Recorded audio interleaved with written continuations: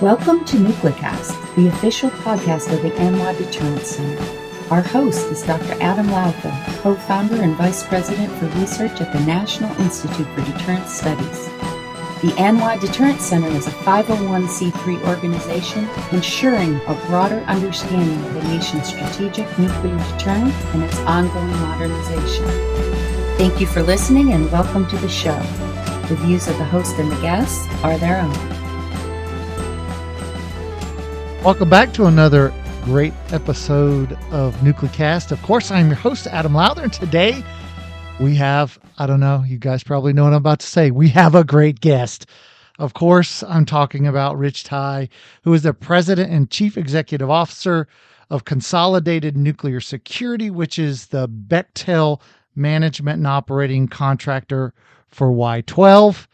And of course, most of you know what Y-12 is, or at least you know the history of it. Whether you know what it's doing today or not, maybe we'll talk about that. So with that in mind, Rich, welcome to NucleCast. Yeah, thanks. Good to be here, Adam.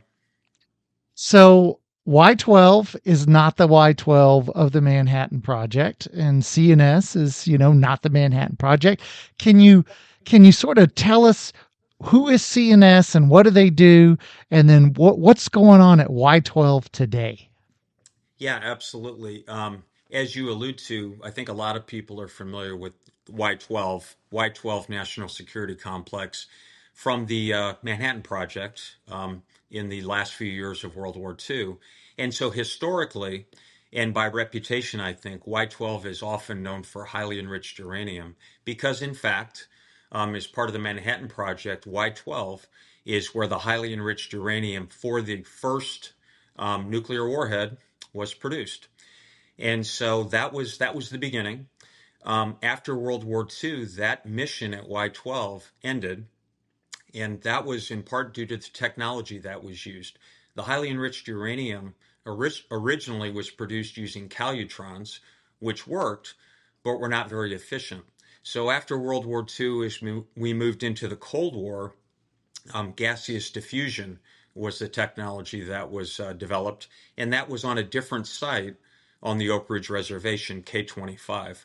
So the mission of Y-12, as you pointed out, evolved. And so today, when we look at Y-12's role as far as the nuclear deterrent, we have really two primary things that we're responsible for. The first is we manufacture canned subassemblies.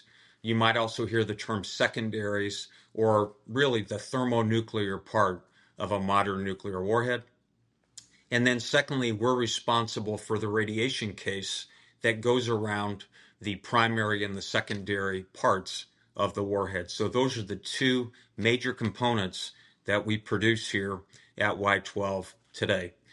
Now, with that comes a number of complexities, including material streams. So in order to do that, we process 4 primary material streams today at Y-12. We still process highly enriched uranium. We also process high purity depleted uranium and some special alloys of depleted uranium. And we process enriched lithium. And then the fourth material stream is something we refer to as special materials. And it's because of the classification nature of what that is, we just simply refer to them as special materials. So that's sort of a quick summary of what Y-12 is today. Now, you mentioned Consolidated Nuclear Security. I think I know yourself and many of the folks who listen to this podcast are familiar with management and operating contractors within the DOE complex. Well, Consolidated Nuclear Security is the management and operating contractor for Y-12. We have been in that role since 2014. So, I don't think I actually knew all of the breadth of the things that you guys were doing at Y-12. I sort of had a vaguer idea, but I'm still like, wow, I didn't realize they did all that. So what can you tell us about where your mission is and how are you having some of the same challenges with talent acquisition and retention? Are you guys on track with your programs? Tell me more about how you guys are doing and how that's progressing? Sure. Yeah. So at Y-12, there's essentially three primary missions, and somewhat unique to the NNSA. I believe we're the only site from the eight sites that comprise the nuclear security enterprise that is involved in all three of NNSA's missions. So, first and foremost, we support the nuclear deterrent. Secondly, we support global nuclear security. And then finally, Y-12 provides the highly enriched uranium feedstock for our naval nuclear propulsion for our Navy for submarines and aircraft carriers. So, three primary missions. To do this, we currently have a workforce of approximately 12,500 employees that work at the Y-12 site. So, as part of that work, we're also responsible for the design, construction, startup, and commissioning of the uranium processing facility. So, if you take a look at that mission work and this initiative to recapitalize infrastructure, we sort of look at three focus areas. First, we want to meet our mission deliverables across those three mission areas. Secondly, the NNSA across the complex is recapitalizing its infrastructure, so we're doing a tremendous amount of work simultaneously in recapitalizing infrastructure. And then third, and very importantly, we are developing technology so that we can modernize our production techniques. We are currently utilizing many processes that were developed during the Cold War. They're proven, they work, but we're also looking at new technologies that will allow us to be more efficient and, quite honestly, more responsive and agile as demands and requirements come to us. So you also alluded to how are we doing? How are we doing to meet that mission? Well, I'm really proud to share the work that was done here by all those folks that work at Y-12, that fiscal year to date, so fiscal year 2025, for our nuclear deterrent work through the end of July, we're actually at 127% of our baseline. So we are ahead of schedule in delivering on that work. We're also well ahead on our deliverables for global nuclear security and for naval reactors. In fiscal year 2024, we also exceeded the baseline across all three mission areas. So kind of back to your question, how are we doing? Yeah, there's challenges. We have many of the challenges you alluded to, recruiting and retaining talents, getting our people the experience they need. We have some aging infrastructure, like many defense sites across the country. But to the credit of our workforce, they've really come through for our national security mission and delivered. And so, really nice to be able to share that with you and the audience that you have. Yeah, I'll be honest with you. I'm a little blown away because I've never heard anybody say, as we've talked to all the lab directors and everybody, we're 127% ahead of. That's like, I've never heard anybody say 100%, much less 127. Yeah. So, I mean, like, I think here's what I want you to do, Rich. I want you to take your left hand, put it over your right shoulder, and then pat yourself on the back. So, good job, Rich. Good job.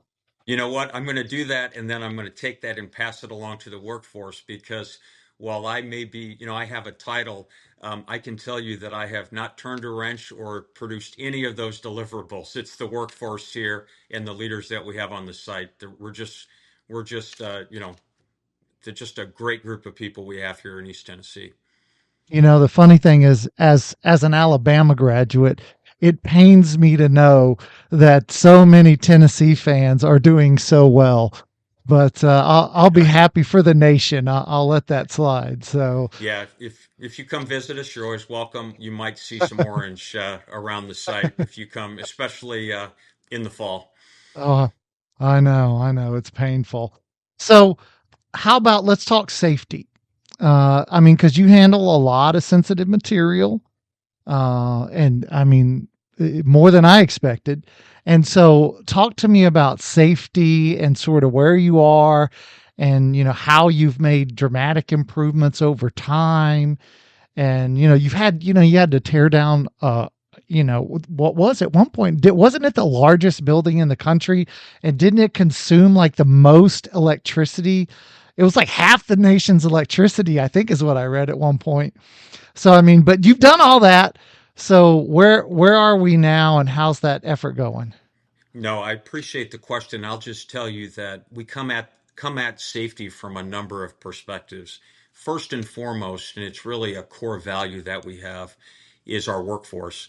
So the way we describe it is we want to send every one of our workers home each day when they finish their shift in the same condition that they came to work in.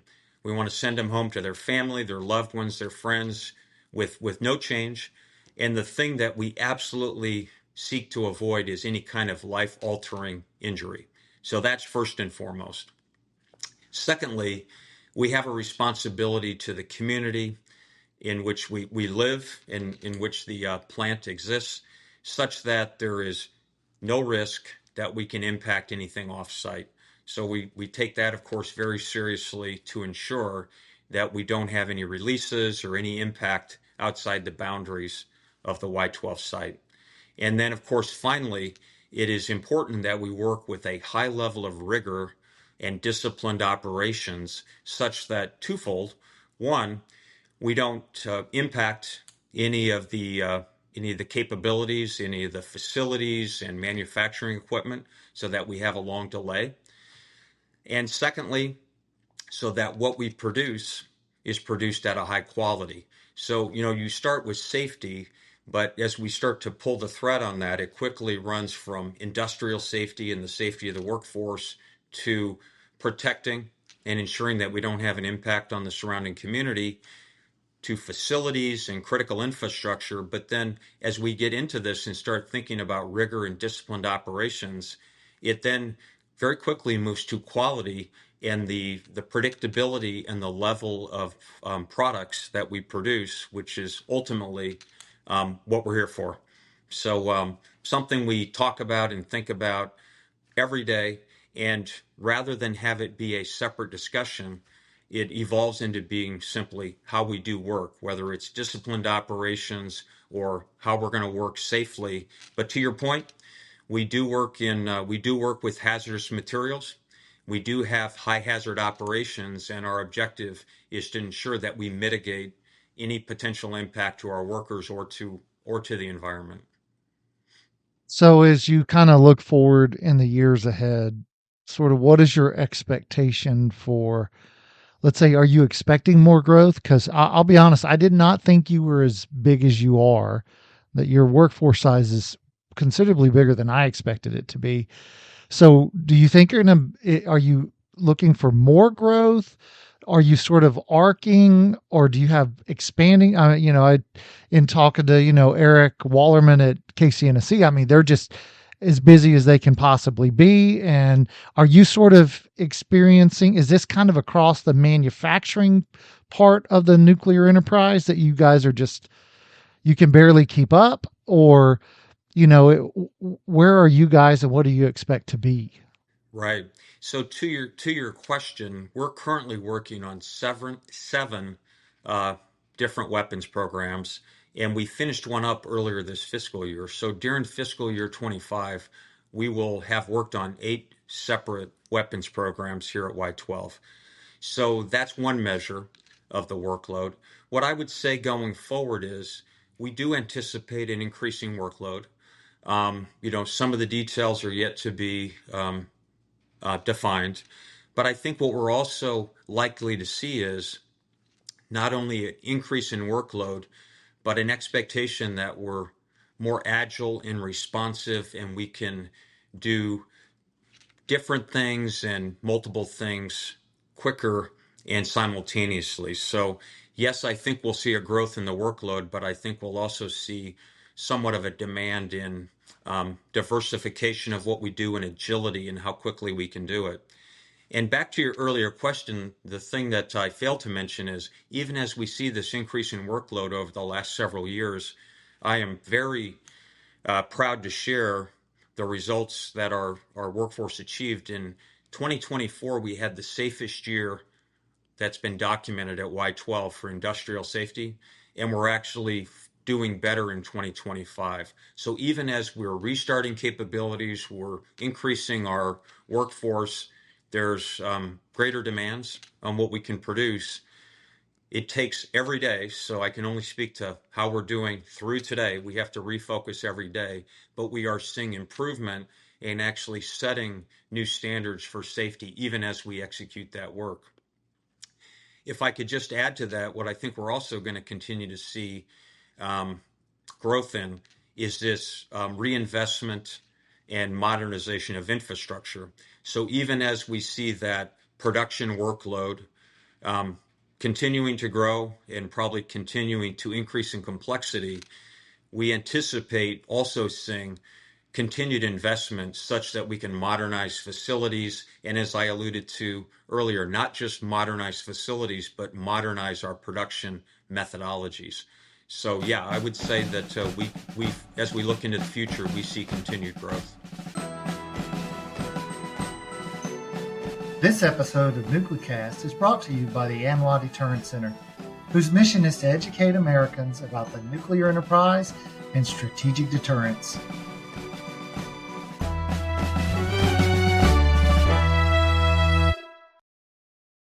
So you mentioned, facility modernization and we talked with Jim Dawkins not long ago, and what they're doing at Savannah River and sort of just the challenge that can be to build that kind of a facility.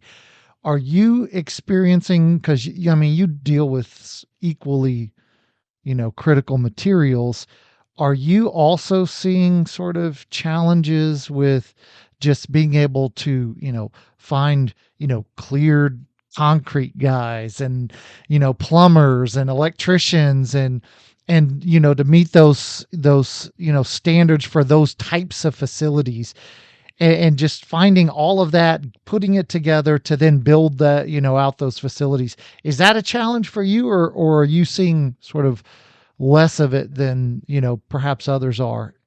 Yeah, no, it's certainly a challenge. So let me talk about a couple of examples. The uranium processing facility is our largest capital project. We peaked, our construction workforce actually peaked about 2 years ago. And so we worked with the NNSA because we simply could not get enough craft workforce here locally. So we put in place some incentives for people to come from out of state and from further than you can commute from, and that allowed us to get the workforce that we needed during the peak year to 2 years when we needed the larger workforce to stay on schedule. So that's one element of it, is working collaboratively with NNSA to address those issues. And with our parent company, Bechtel, we're able to look at labor surveys and understand where the craft workforce is across the country and what it's going to take as we forecast into the future. So that's one thing we can do for a large project like UPF. Another element of UPF, and we do this on a number of our projects, to the extent that we can, we try to isolate the construction site such that we don't require the workforce to have security clearances. So we'll do a background check, but it makes it much easier, and we're much more nimble in our recruitment and getting people on the job if we're not waiting for a background check to get a security clearance. So for the large projects, that's certainly an approach. Another challenge that we see, and I think it's seen across the country, is supply chain. So in particular, nuclear quality grade supply chain, whether it's furnaces or whether it's glove boxes, that is something that I think many of the sites across the nuclear security enterprise are seeing. They're seeing that same challenge, and so we have some good lessons from that in how to work with the supply chain to give them early notice, how we can get the most out of that supply chain by where we place the most complex orders, and where we can go to potentially new suppliers with less complex equipment that they're going to be able to be successful in providing. So another element of how we can deliver on this infrastructure.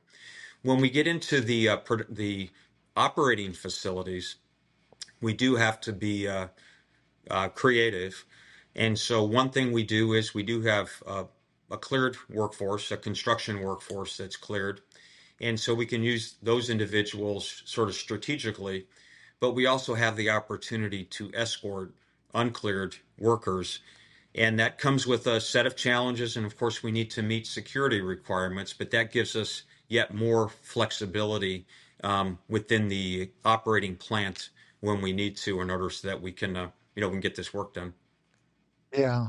Yeah, that is always, a challenge. So we talked about the future a few minutes ago, but as you look at sort of the demands of the future, do you see, you know, a future in which 5, 10, 15, 20 years from now, we're going to, instead of, perhaps modding warheads, we're going to, we may have reached this period where we have to we have new warheads and completely new and, we're going to be making pits for all of them and secondaries and, just this entire process that we've already been through, in the 60s and 70s and 80s, and we've sort of delayed for 30 years. And now that bill will come due in the years ahead. Are you guys kind of planning for that, or what are you guys thinking? No, it's a great question and is spot on. So to your point, what we have seen generally in the past has been more life extension programs, right? So not brand new designs, not brand new warheads, but sort of refurbishing is maybe a good term. We're actually, yeah, we are planning for that, and in fact, in many respects, the W93 is that warhead, where it's the first new warhead authorized by Congress since the end of the Cold War. And that is going to require us to, in effect, have all of our capabilities at Y-12, for example, because there'll be no reuse of components. So we'll need to be able to fabricate and produce all the components for the 93.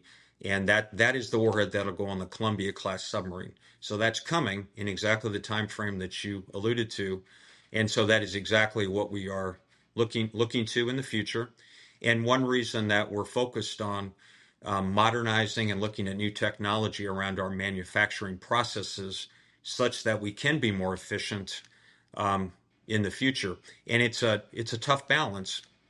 We work closely with the design agencies because certainly the existing manufacturing processes that we use are proven and they are certified by the design agencies, and all the properties are well known. So there's underground nuclear testing data associated with those manufacturing processes. As we move to new processes, it's something we have to work very closely, as I said, with the design agencies to make sure that those processes and the components that we make utilizing those processes can be certified by the design agency. So Lawrence Livermore National Laboratory and Los Alamos National Laboratory. Yeah. And I would assume that, the relationship, because, there's always been sort of there are the design labs, Lano, Livermore, and Sandia, and then there are the production folks. And we're all part of the same nuclear enterprise, but we're not exactly the same. And so has that relationship, is it tighter than it was historically? Is it because I would assume, you've got liaison officers, back and forth, and you've got engineers from, if you're working a Livermore a product, that you've got engineers from Livermore there. Is that kind of a really tight relationship these days? Yeah, so certainly from my perspective, it's a really effective and collaborative relationship, and we have very good communication, and folks work together quite well. Now, I'm not a career person here at Y-12, so I also like to hear from some of our folks that have been here longer term, and they reinforce that. They say that they've never seen the collaboration stronger, and I think it's because there's very good people and there's good alignment on what the objectives are. But beyond that, it's necessary. So if we're going to be successful as an enterprise, we absolutely have to have that type of relationship and collaboration across the enterprise, or we simply, as an enterprise, are not going to be able to do what is being asked Yeah. of the enterprise. Now, fortunately, it is that time in the podcast where we like to bring out Bob the Genie. And as I rub my magic lamp, Bob grants all guests 3 wishes. But, no youth. I mean, I could really use a new set of knees. My knees are terrible from being a runner, but I can't, Bob won't grant me that. And so, Rich, you get your 3 wishes. So let me ask you, what is your first wish? All right. Well, I'm assuming that while Bob is quite powerful, he's not capable of solving all the world's problems. So my first wish would be that the Y-12 national security complex continues to meet or exceed the mission deliverables that are asked of the site and of the people, and that we are effective at um, modernizing the infrastructure while we do that and getting new technologies in place, just so that long term Y-12 in the coming decades can continue to support the nation's defense as it has in the past. So that would be number one. Okay, so now you sort of raised an interesting point in your wish, and now I would assume that you guys have thought through what could derail us. What could be those 1 or 2 or 3 variables that if we prevent them from happening? Have you guys given thought to that? Is that Yeah, we do a enterprise risk assessment. We look across, the site and the enterprise to identify and then prioritize what those risks are. And I don't think this will surprise you, but some of the higher risks are some single point failures in some of our capabilities and our infrastructure, coupled with that infrastructure in many cases is aging, decades old. So it's in effect a challenge to identify, what is most critical, and as we get those investment dollars to go tackle those projects and eliminate the risk as we do that. So that's probably the number one thing that we are concerned about is single point failures and aging infrastructure. yeah, yeah. That makes sense. Okay, so that's wish number 1. Okay, wish number 2. So, I may or may not have been tipped off that Bob the Genie might show up. So I thought about this a little bit.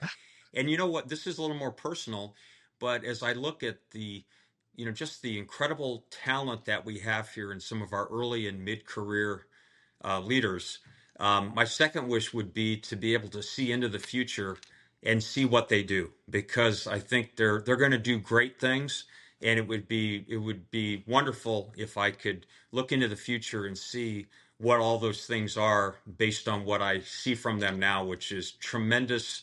They're doing a tremendous job, but they also have tremendous potential in what they may do in the future. Yeah. And I have you noticed that younger folks tend to be different than the generations that preceded them. And are you guys able to sort of, like one of the big complaints is, young people, like, I've got teenagers, and I'm pretty sure that cell phones must be more, addictive than like heroin or something. They can't live without them attached to their hands.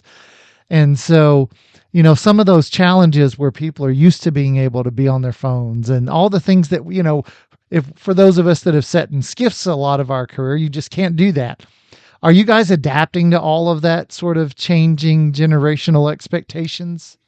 I think we are. I wish we could do it faster, because the one thing we want to be able to do is, especially for our early career folks, we want them when they come to work at Y-12, we want them to be in an environment where they're working with the latest technology, not feeling like they're taking a step back. So, it's something we're very focused on, in part because it helps with recruitment and retention, but as are more important, it's part of us operating more efficiently and with greater certainty. So we're looking at, electronic procedures, and anything we can digitize is going to be good along those lines.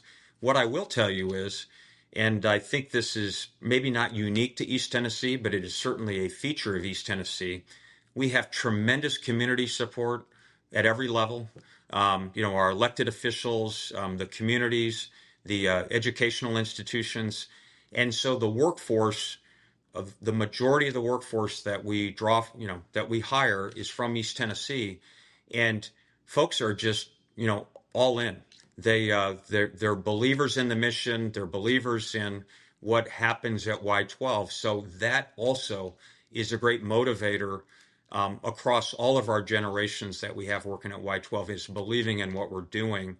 And yeah, there is an adjustment. We have summer interns here that are undergraduate college students, and they can't have their phone with them sometimes, right? Depending on where they're working. That's a All big adjustment. day. Yeah. Yeah. In Oh, some for cases, sure. all day, right? Yeah. Okay. So your final wish, final wish. Right. So, as I said, we may or may not have had some discussion ahead of this about some ground rules. And one of the ground rules that I was given on Bob the Genie was it needed to involve something we talked about. So I was struggling with my third wish, but you've opened that up to me because you mentioned Alabama. So my third wish is that the University of Notre Dame wins the college football national championship this season, the first Uh, time since 1988, if that in fact happens. yeah, I mean, one of the we'll get off topic a little bit here, but there was that game where Alabama played Notre Dame a few years back, and I don't think Notre Dame ever got past the 50-yard line on offense. And I'll be honest with you, that was beautiful to my heart to see that happen, because Notre Dame has beat Alabama in national title games, in decades past. And so that was one where I was just very pleased to see it. Yeah, thank you So so much for bringing that up. I had tried to forget it, but to your point, one of my early memories is the Sugar Bowl. I believe it was 1973 for the national championship, and Tom Clemens, the Notre Dame quarterback, throwing a pass out of Notre Dame's own end zone on third down to preserve the win. So yeah, there's some. It's a little too far back in history for my preference. We need some modern day yeah. national champions. Yeah. Well, it's been a great discussion. Thanks, Rich, for coming on. It's the first time we've ever talked about Y-12, really. So, it's been a long time coming. So now we've done it. And I think, I'm pretty sure a lot of our listeners will be surprised at how much is actually going on at Y-12. So thanks for being here to let us know. No, I appreciate the opportunity. Enjoyed the discussion. Other than the national title game from about 10 or 12 years ago, but no, really enjoyed it. And really, what I've enjoyed is the opportunity to share with you what the people at Y-12 are doing. That workforce and how they're delivering for the nation. It's something that I'm very proud to be part of, and they do a great job. Yeah, absolutely. Absolutely. All right. Well, Rich, thanks for joining us. And of course, thanks to you, the listeners. And we'll see you on the next episode. This has been a production of the NY Deterrence Center, a 501c3 that seeks to educate key decision makers, stakeholders, and the public to ensure a broader understanding of the nation's strategic nuclear deterrent. Our executive producer is Kimberly Charrington, and this episode has been engineered and mixed by David Crumpall. Help us grow our followers by sharing it, and follow the show on LinkedIn, Facebook, and Twitter at NucleCast.